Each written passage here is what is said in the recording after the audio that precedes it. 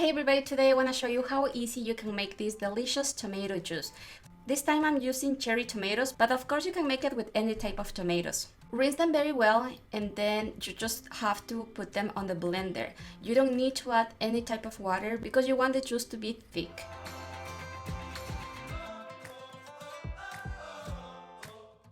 After you blend them, remove all the seeds and the pulp.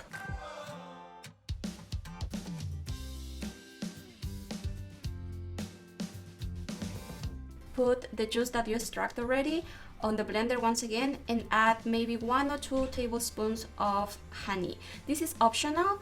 You can add sugar if you want, but I like honey and just a little bit, not too much, because I like to feel the flavor of the tomato. Blend that once again and that's it. This juice is very easy to make and extremely delicious. So if you have extra tomatoes and you don't know what else to do, try this.